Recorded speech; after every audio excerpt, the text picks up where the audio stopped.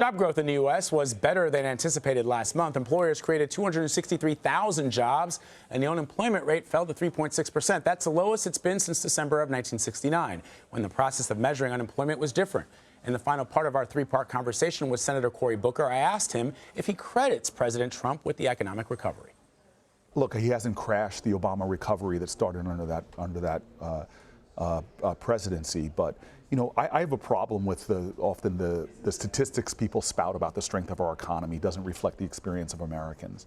And you know, I know a lot of people look at what's happening on Wall Street or GDP numbers, but we know that I could smash every window in a car on my block, GDP would go up.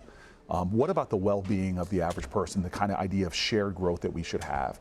Most Americans right now are struggling to meet the basic needs. The rent payments, which are often high. So many Americans are paying more than a third of their income just trying to stay in housing. The cost of everything from prescription drugs to college affordability are causing real economic stress. A significant number, approaching 50% of Americans, can't handle a $400 hit to their budget without having to sell something or to go into crisis. That means that most Americans are two flat tires away from a crisis. This is not shared economic growth.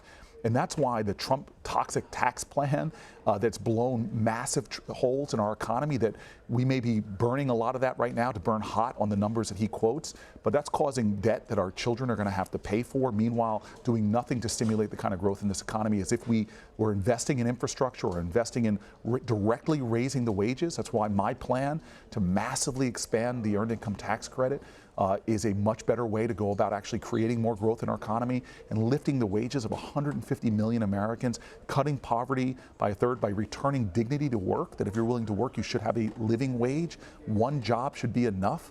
I have people in my neighborhood that work 2 jobs or more and still need food stamps at my local bodega to pay for food for their family. That's not the America that I know. But you can't. But I take your point with the numbers, but they are significant. And the president has a unique ability. He can tweet things about the economy, and he can actually move the markets, not just here in the United States, but around the world. We've seen his problematic impacts of his tweets, but I'm going back to trends that were going on before he was president of the United States. The trends of the... But he didn't derail them. You know, there were a lot of people, Democrats, who said, you know, when President Trump comes into office, we're looking at another recession because of his trade policies. Yeah. But that hasn't proven. But I'm defining myself as a candidate not by what I'm against, but by why I'm for. And in my community, the crises that we see, as well as all around this country, because we do have common pain, the common purpose we need to return to is not having a nation where millions of kids find it more easy to get unleaded gasoline in their communities than unleaded water, because there's more than 3,000 jurisdictions where kids have more than twice the blood lead levels in Flint, Michigan.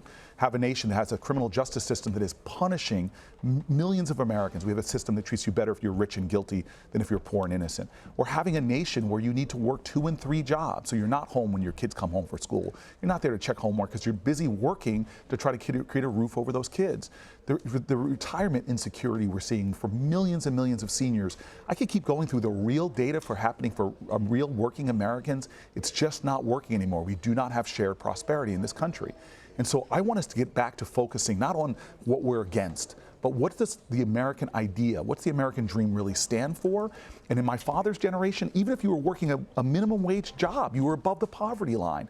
You now could be working above minimum wage and not being able to meet the basic needs of a family. This has got to change.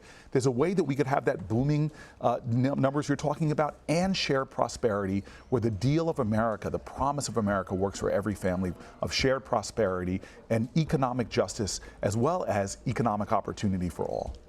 Senator Cory Booker, real quick, Avengers Endgame? Phenomenal.